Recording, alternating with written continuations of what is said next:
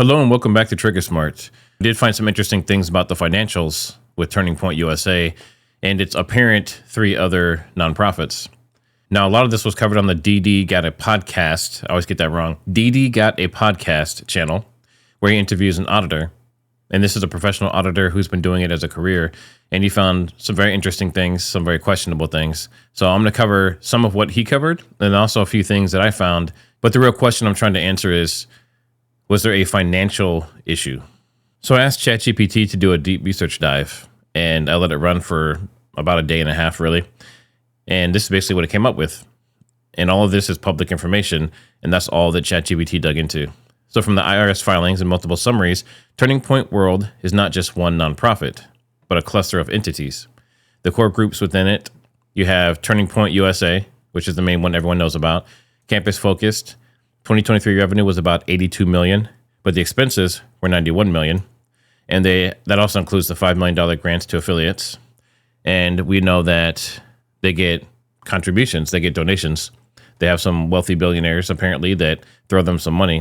2024, $85 million in expenses. 2024 revenue, $85 million. Expenses, $81 million. That included $10 million grants to America's Turning Point and Turning Point Endowment. And then we have America's Turning Point. This is described on the 990s as education of students.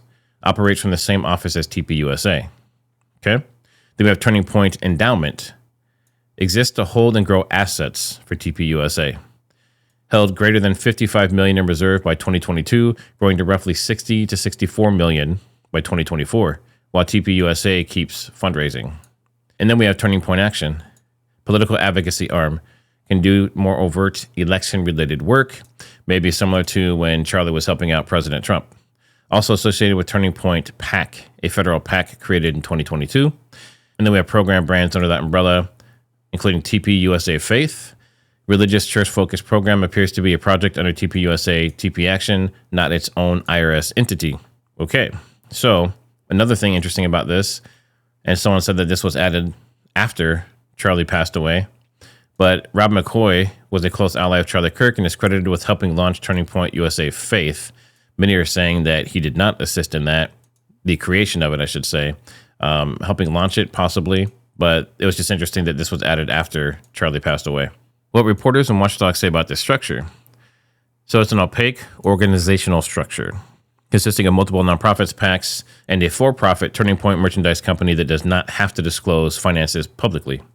NPR and Guardian describe it as a constellation of nonprofits used to run campus outreach, church outreach, and a massive 2024 Chase the Vote GOTV operation. First question is this legal? Legally, using multiple entities is common, right? So you have the C3, C4, PAC, and endowment. But it does make money flows harder for the public to follow, which is exactly what critics latch onto. Now, I'm not accusing them of doing anything wrong, because so far in this research, there's a lot more. I haven't seen anything specific, but there are a few things that are questionable. We'll see here in a second. So really the point is, as these companies get bigger and as people get more greedy, they start creating more shell companies, more LLCs, and some of these companies don't even have employees. They just exist. And you're going to see here in a minute, there's some questionable stuff going on here. So next we talk about Charlie Kirk's salary from the nonprofits. The most detailed breakdowns from TPUSA Form 990. The focus on recent years. Okay. TPUSA direct compensation. From TPUSA's own 990s via Paddock Post. 2022 filing. Charlie Kirk, president, listed among top compensated executives. Article series shows TPUSA compensation climbed into the high 200s to low 300s in this period. ProPublica summary shows him at $28,000 salary plus $99,000 from related orgs in one recent year. So that's over $350,000 just from salary that he's paying himself from a nonprofit.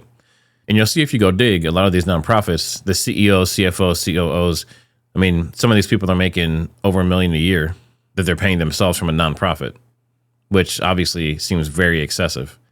So in this case, $350,000, $60,000, $70,000, not bad for a nonprofit, right? Doing pretty good. And this doesn't count any money he would have made from books and things like that, I don't think. I'm not sure if that would be a separate arm from TPUSA. And this also doesn't include the money from their for-profit.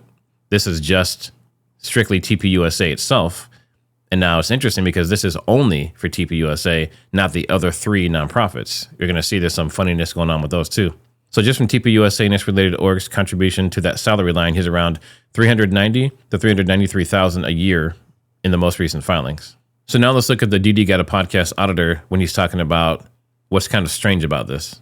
Interesting. I'm not sure why Turning Point needs 4 of these. And then what caught my eyes, I hope when I go and look at this, I don't see Charlie Kirk giving himself a salary in all 4. Because to me, he should be getting a salary in TPUSA, and in the other 3, it should be 0 because he's not logging any work hours. Turning Point Endowment, like I said, literally by their own words, manage the endowment. Charlie Kirk's not a financial advisor, last I checked. And what he ended up doing was it seems like he wanted $1.6 million a year.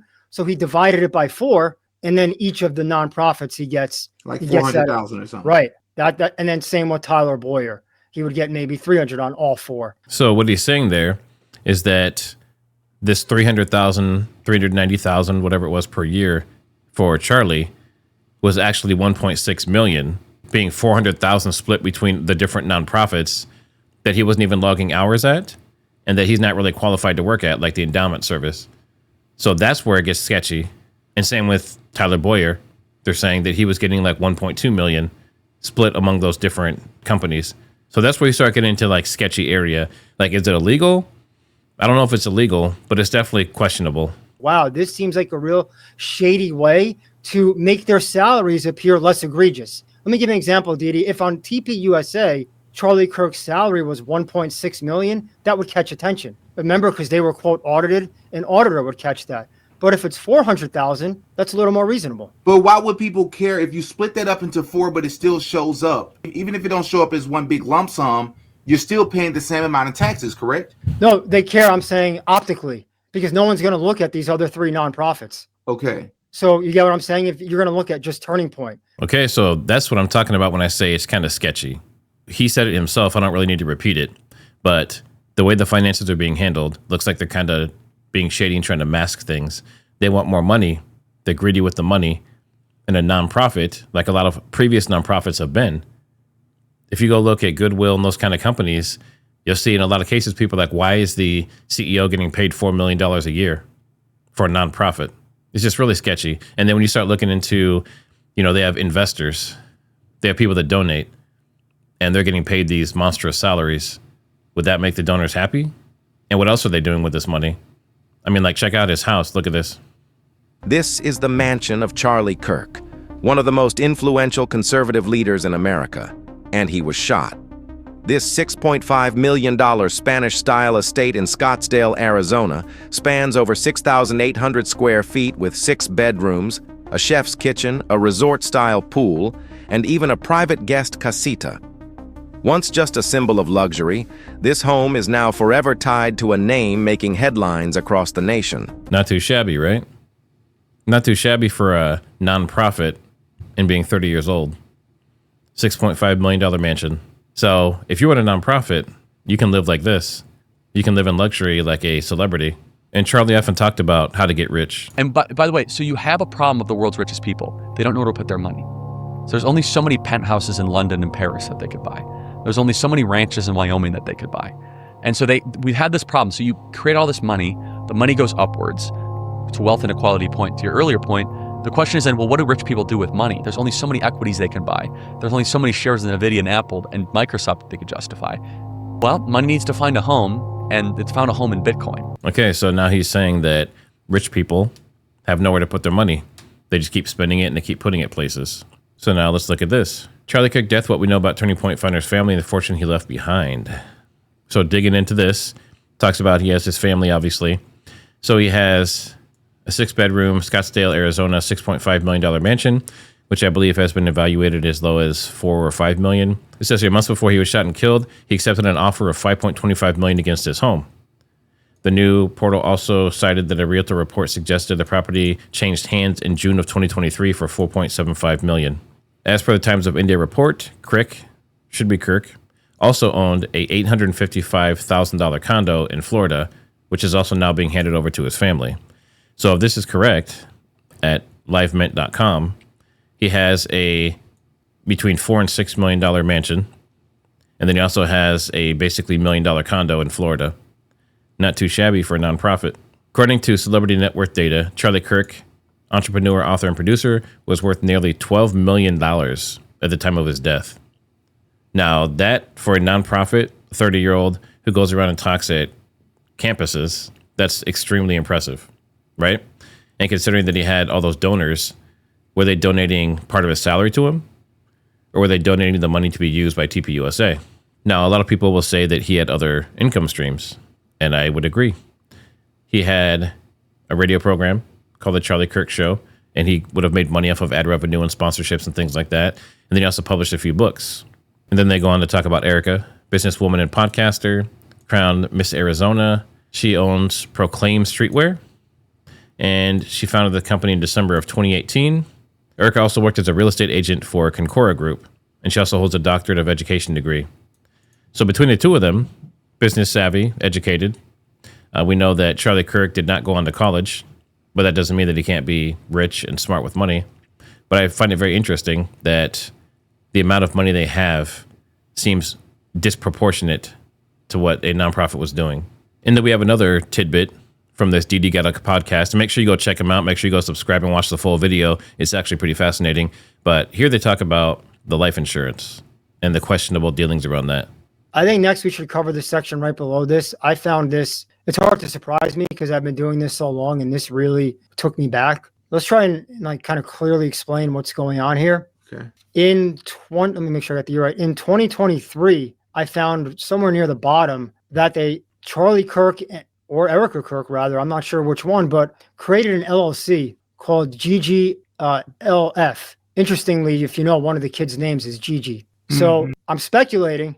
First, let me explain what this is, then I'll speculate as to what I think happened here. I'm guessing GGLF is their daughter's name and then life, like life insurance. But you'll see this is interesting. So they made a separate entity just to get a loan to fund Charlie Kirk's life insurance.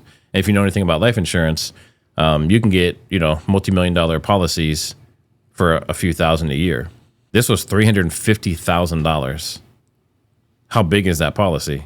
Uncommon. You use these life policies in the event if the guy who's running the nonprofit is like the face of the company, right? Elon Musk is the face of Tesla, Charlie Kirk, the face of this. You can kind of protect yourself, I guess, financially. So you take this out. If something happens to him, you get a portion of it, a very small portion, by the way, and then Erica or the beneficiary gets the rest. Timing is odd because it's 2023. Remember, Charlie's been the face of this thing, I would say, at least since 2017. I know it started in 2012, but meaning like where he was on the map, everyone knew, 2017. Odd that it took 6 years for them to think, oh, we should, get a policy. So I would agree that the timing is interesting.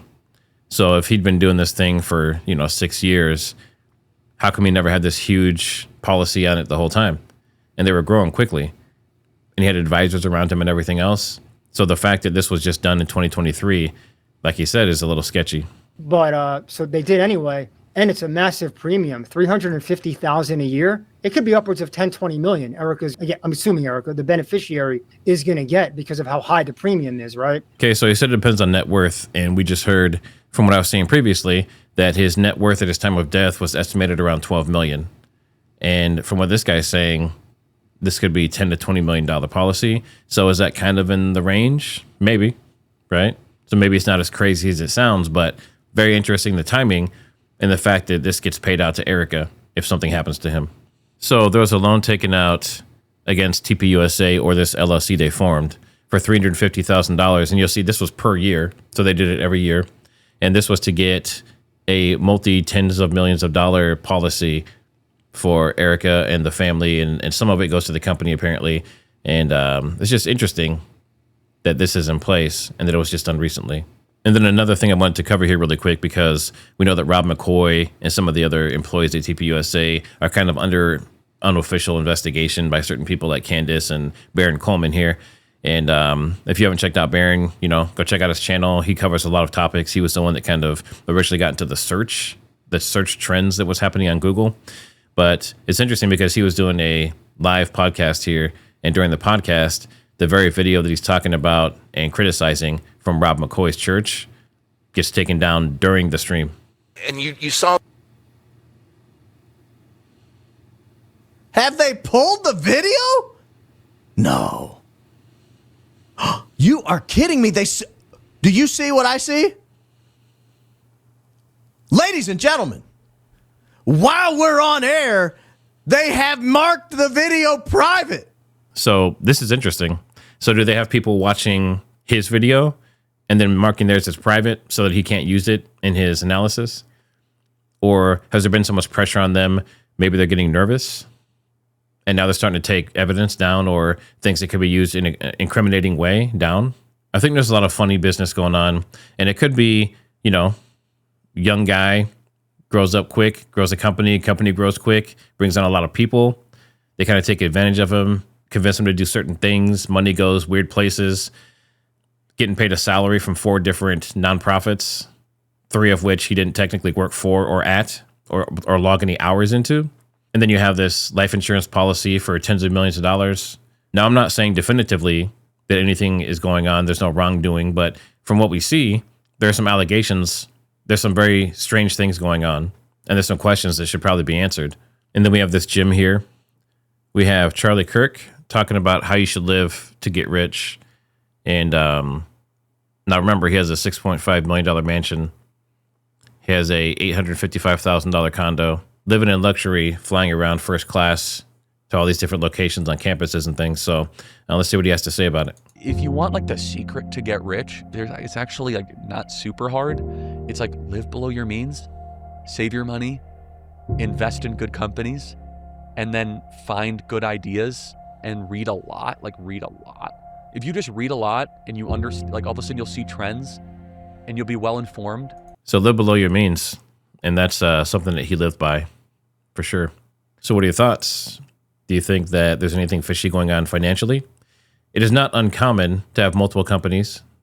It is not uncommon to have some funny business with money going on to make salaries look less than they are and stuff like that. People, companies do it all the time.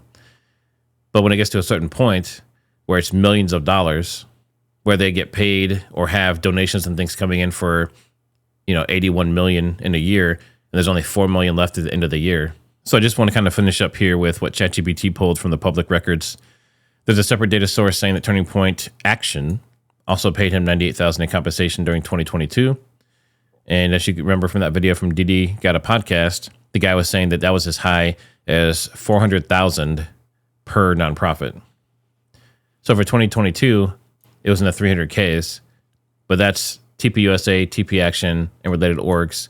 But in 2023 and 2024, it looked like he was getting that much per shell company or per nonprofit. And according to this, based on publicly visible filings, he was getting roughly $400,000 per year. That was TPUSA and TP Action and related allocations before any separate income. He also had the Charlie Kirk show, which, based on the views, would make a pretty good chunk of money. Speaking fees, book royalties, and then personal investments, real estate, and that kind of stuff. And remember that Erica had she was a real estate agent. But then we have Tyler Boyer's compensation, $240,000 per year, 2023.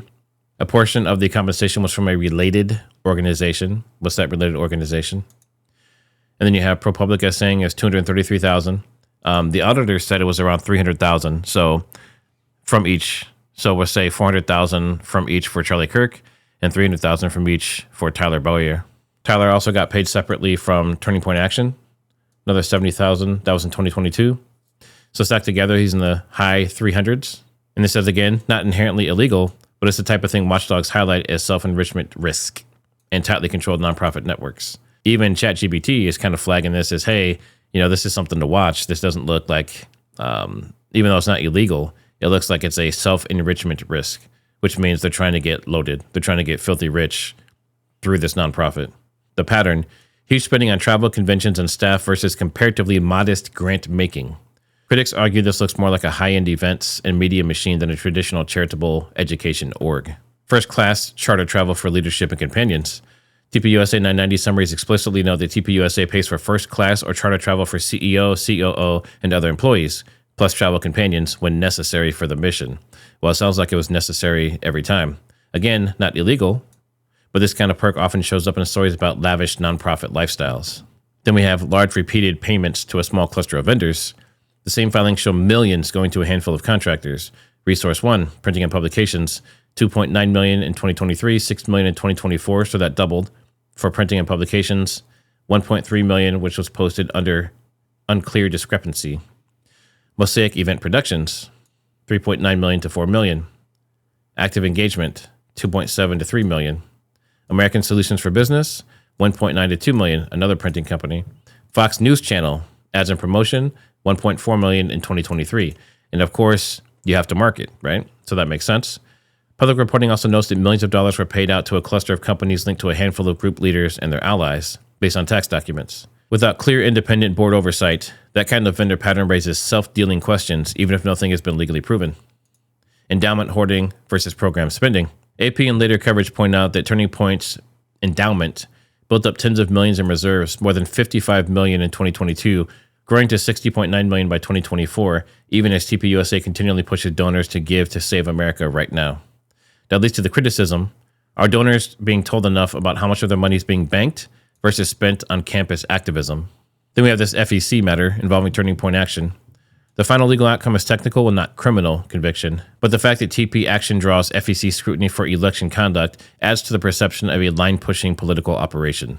So the proper way to phrase this, some analysts online say that TPUSA's 2024 Form 90 includes a split dollar life insurance deal funded by a loan from an LLC. I haven't yet independently verified the exact numbers, and I don't think anyone else has either. And then we have Erica's businesses and nonprofits. This is her for-profit brand ecosystem. She has Proclaim, which is streetwear, Christian clothing, marketed as made in the USA, tied to faith messaging, Bible in 365, Bible reading app, midweek Rise Up podcast, it's a devotional, and then she is a real estate agent for Corcoran Group. As of 2025, she's also licensed to work in New York City real estate, according to media profiles. Then she has her nonprofits, Everyday Heroes Like You, founded years before she married Kirk.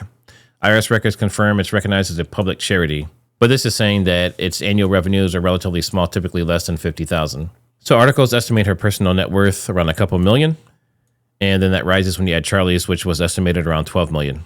There are some allegations and some infographics and things online posting that claim TPUSA raised 389 to 400 million since 2012, and they spend more money on marketing, luxury travel, and conferences than on direct campus support, echoing Forbes and AP numbers.